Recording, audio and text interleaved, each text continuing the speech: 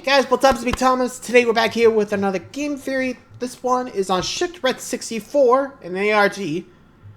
So, this is actually one I tried to do earlier, but due to what back mic did not work out as well as I hoped, so... Anyway, we're back here, so we're going to try it again. So be sure to like, subscribe for more. Hope you enjoy. Let's go. Hello Internet, welcome to Game Theory, the show that's not afraid to admit when it's all washed up. On a video game island full of lore, that is, because I'm finally getting around to talking about the ARG that blew every other ARG I worked on out of the water. We would have probably talked about this sooner, but it came out on January 1st, and we were a little busy here at Theorist. So, after 5 months, I figured it was high time we take a look at the difficult and disturbing game that took the internet by storm, Shipwrecked 64. Now, if this is your first time seeing this game, you might think it's going to be similar to other lost video games we've covered in the past, like Petscop, where we watch found footage of someone else playing the game and see the ARG story unfold before us. But not this time, friends, because this is a game you can actually play for yourselves. That's right, this game puts you in the driver's seat and gives you the opportunity to go around and find the secrets yourself. And there are a bunch to find, but to get them, you have to solve some of the toughest puzzles I've ever encountered. And sometimes you even have to fight the most basic of gamer instincts. You have to lose. If you do though, you are rewarded with the thing that we all crave. Lore. Lore about a company fallen on hard times, one man's desperate attempts to save his wife, and one of the most brutal mascot killers the internet has ever seen. This is truly one of the most disturbing and outright horrifying game experiences the internet has to offer. But it's also the most fun I've had solving an ARG in a long time. So let's set sail together, loyal theorists, as we go through the puzzles, solutions, and story of Shipwrecked 64. Booting up the game, we're immediately given a choice. Well, kinda. We can see that there are two versions of this game. One from 2023, which is a recreated version of the original Shipwreck game for the Nintendo 64, and there's a locked version that appears to be that original game, the one that was removed from store shelves. However, to unlock that version, we need to complete the 2023 version, so off we go. We take on the role of Bucky Beaver. I mean, the fact that this game has an original version that you have to play the fixed version to do? What the heck is in the original that made people just go yoink? Not good. Just saying, that does not sound good for anybody. Oh boy. Anyway, let's keep going. And start the game shipwrecked on an island. No surprise there. We are then tasked with finding our crew and rebuilding our boat. The bad news is, you only have 5 days to do it, as a volcano is due to erupt and destroy the whole island. So, best get cracking. By exploring the island, you'll find your crew one by one, and they'll ask you to complete a mini-game to free them from the island's inhabitants and rejoin your crew. Walter Walrus needs you to platform your way to switches to free your second boat. Just don't move when the lights go out. Olive Otter asks you to collect 30 coconuts within the time limit, and Giovanni Goose needs you to stop the ovens from catching fire. You can also find the chief of the island, Chief Wolf, who gives you a minigame to rebuild your boat. Each time you play a minigame, time passes, so be quick about it. You can end the game in one of 4 ways. You can escape the island with or without your crew, or you can choose to stay and either wait for the clock to run out, killing everyone, or explore the volcano, finding a barge that will not only save your crew, but all the inhabitants of the island. However, the ending you choose doesn't really matter, because by getting any ending, you unlock the thing that we're really after, the 1997 version of Shipwrecked 64. When you start a new game and select this version, we are given a warning that it is not for the faint of heart, and that it's unaltered from its initial release. If that's not an invitation, I don't know what is. This is where the true nature of this game starts to appear, because while on the surface it seems to be the same game, something is off about it. There are suddenly locked doors with what appears to be gibberish written on the signs next to them. But we're theorists, nothing in these games is just gibberish. This is a substitution cipher, but it's not like one that we've used in the past. Essentially, it involves swapping letters back and forth to create a new phrase. A equals B, B equals A, C equals D, D equals C, and so on. Deciphering the 3 signs gives you the codes Layer 2 Room 1, Layer 2 Room 2, and Layer 2 Room 3. This doesn't mean a whole lot for us, but if you stand around for too long trying to figure it out, you'll see there's more wrong with this version of the game than a few misspelt signs. 1015. Uh-oh. International at 1520. From here, you can go through and play the rest of the game as normal, win the minigames and get off the island. But where's the fun in that? There are clearly secrets to find, so what do we need to do? Well, it starts by losing. That's right, if you lose each of the minigames, things begin to fall apart. Each time you fail, the minigame gets harder and harder to beat. And with each time that happens, we're treated to some disturbing clips that begin to hint at what this game's lore is. Walter's minigame shows us a clip of someone wearing a costume of Bucky, looking down at something with a bunch of squelching noises in the background.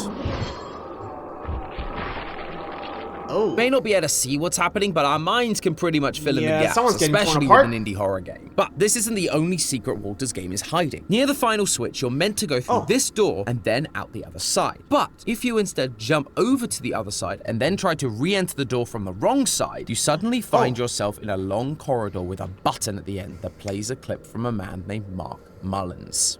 I haven't been acting right. No one around has been acting right lately. I took her to the hospital, and I walked out on my own. And they said that she was going to be there for a while. He's taking someone to hospital, which is useful to bear in mind, but the most notable thing Mark now Mullins. is that he mentioned no one has been acting right lately. Could this be referring to the Bucky we just saw? Maybe Mark noticed Bucky's weird behavior before whatever happened in that squelchy video. It's hard to say, but Bucky does certainly continue to get more and more unhinged as time goes on. When you get to Olivia's section, it's split into two parts. In the penultimate failed attempt, we can hear an audio recording from a woman titled Olivia's last phone call. He showed up at the door again. I don't know what to do. Something about us was felt wrong. Olivia complains about him showing up again, only for Bucky to once again appear, banging to be heard, and the audio going quiet. Normally, this is where I'd start theorizing about exactly what's happening here, but Olive's second section does that for us. You're back in the same room, but if you parkour off the walls, you'll find Olive face down in the water, a trail of blood behind her, and another Bucky staring down at her. Jesus. Bucky, this evil Bucky, killed this woman, Olivia, represented by Olive, and dragged her body to the Beaten lake. to the point Now, I thought drowned that in was the pretty lake. dark, but Oy. nothing could have prepared me for Ow, failing Giovanni Giovanni Goose's Goose. game, because after a couple of failed attempts, Giovanni stops being interactable. You can try, but nothing happens. And then... Oh! Jesus. Sorry, we had to blur a lot of that for YouTube. So, if you Yikes. were wondering, that is a man having his head bashed against a microwave and dunked in a deep fat fryer by Bucky. It is brutal. Really not what... I mean, to mention like those like boiling hot oils. Ow. I think we actually seen a couple times when people did get like put in the deep fryer. You know, on Dead Rising to be an example, because yikes. Ugh. That is a nasty way to go out. You know, I don't think even I want to die like that. Ouch. Let's just keep going. There's gotta be more. what I or anyone expected when playing this game for the first time. Oh my god!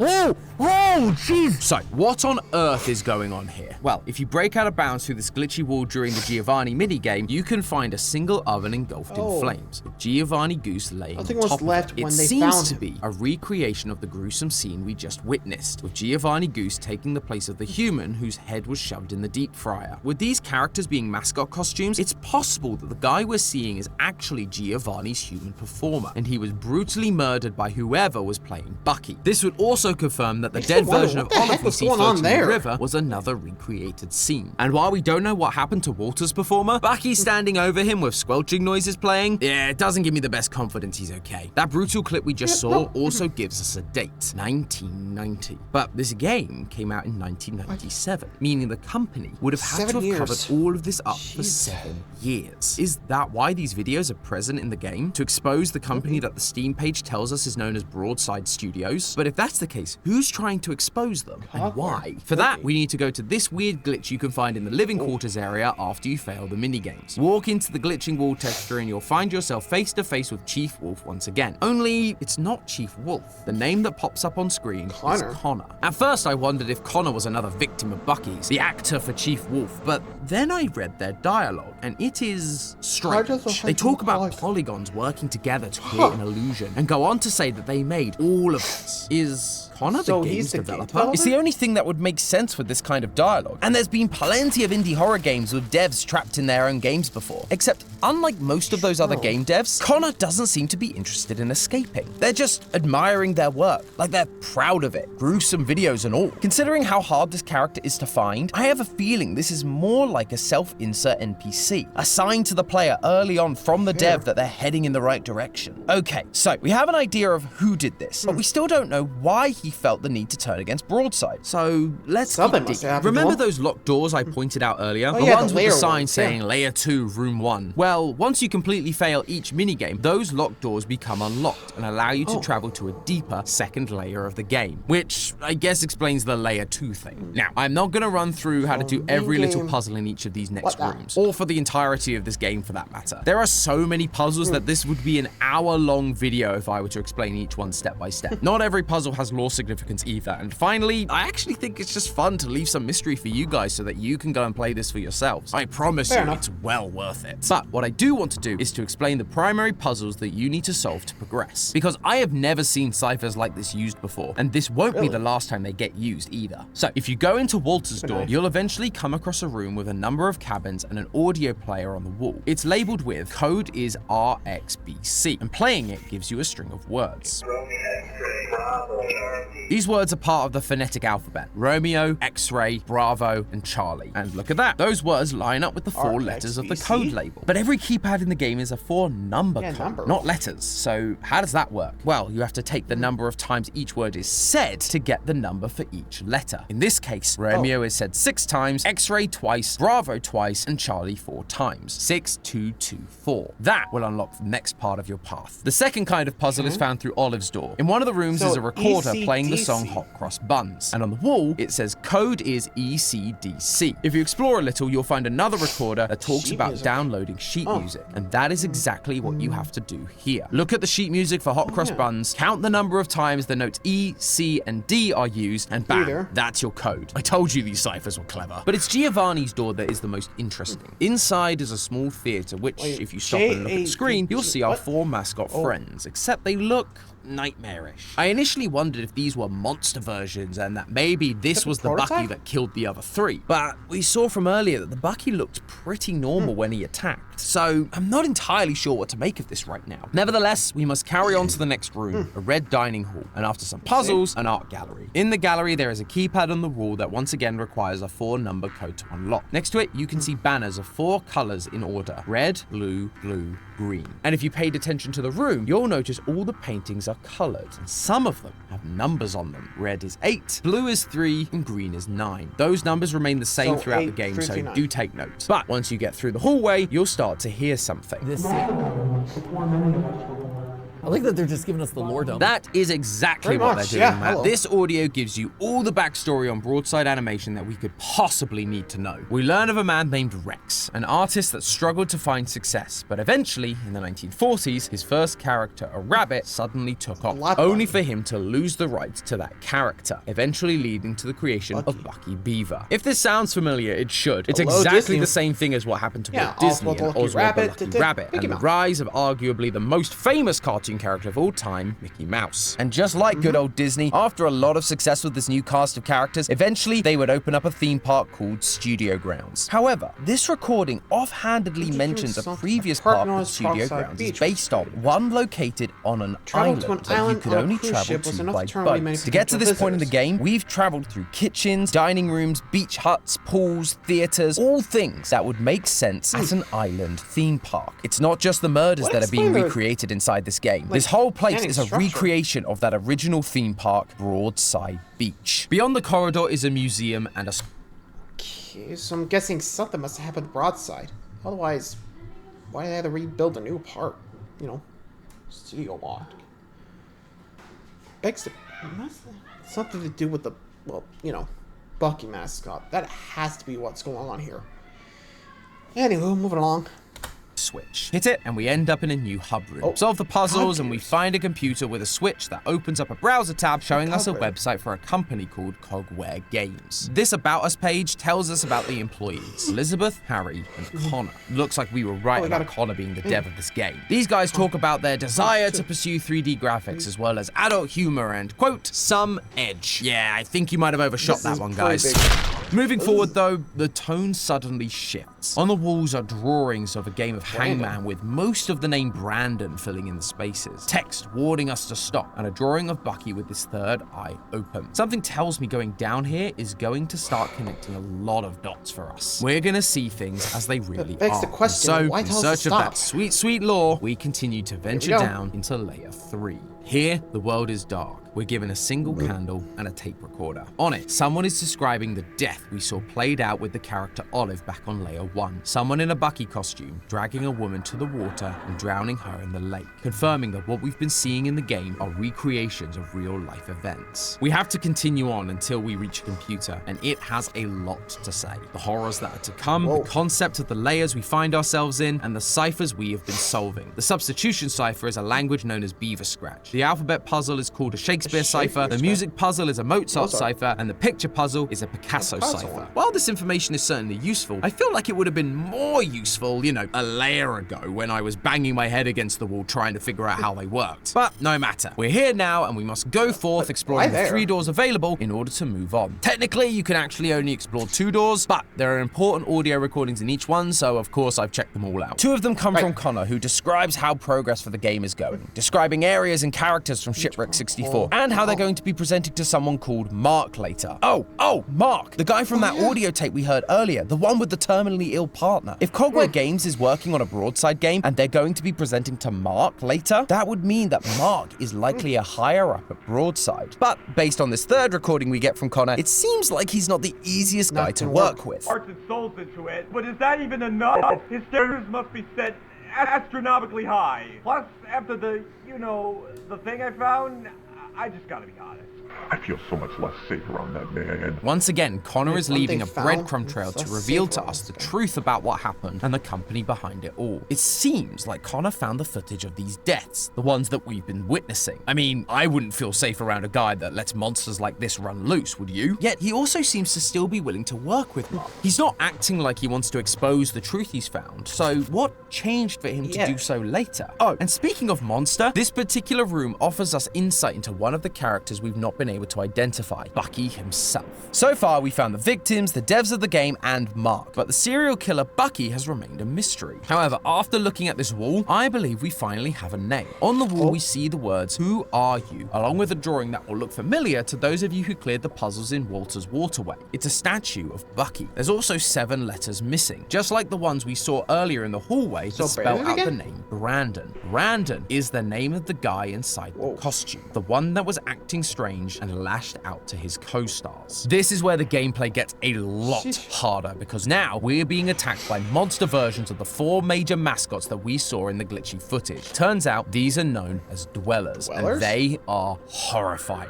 But regardless of this new threat, we are still on the hunt for lore, and it is everywhere on this floor. If you look at the walls very carefully while you're solving puzzles, you'll find notes from Cogware Games, and these blow a massive part of the Broadside backstory wide open. There are dozens of these notes around the level, but after just a couple, you start to get the picture. I was at the offices last night. I had brought a drive with me. It contained our presentation for Broadside. I didn't grab the drive on the way out. When I slid my drive into the slot, nothing I included was there, but instead a branching web of folders, the contents of which were repulsive. Many different folders, so many names, so many labels, so many mistakes. It's sickening. Folders dedicated to old cartoons, but not just that, cover-ups too. A little girl was crushed in the squirrel cruise, quite literally, head caught between the track and the boat. I saw the pictures. It's as bad as you think. Oh, and it gets worse. So much worse. Not only have guests died, but employees have too. Before Studio Grounds, they owned an entire island. And on that island, at the very least, there were 3 deaths. Connor definitely saw the horrifying footage that we've seen. The 3 employee deaths that happened on an island resort owned by Broadside, that Cogware Games decided to recreate, murders and all. But if you keep going and complete the various Picasso and Mozart ciphers, as well as a few code-based puzzles that are lying around, and then you collect the batteries for the in-game in computer, we are actually treated to a zip folder full of at least some of the files that the notes mention. We have 3 folders named Nathan, Olivia, Gary, Nathan, and Olivia. Gary. Olivia's folder contains Olive's character model, pictures of her as a human and in costume, and the audio recordings we've heard, as well as this note that once again confirms that what we've witnessed in the game is 100% a recreation of what happened that night. By checking Gary's folder, we can also find the footage that we've already seen, as well as the aftermath of his corpse from being dunked in the deep fryer. Gary was Giovanni's actor, which leaves Nathan as Walter's actor, and in his folder, we finally see what was missing from the mysterious squelchy clip we heard earlier. Bucky walked over to him and beat him to death with a chair. Yeah, it was never gonna be good, was it? And yet, the question remains, why give this to us? Why expose Broadside like this? I mean, sure, the company is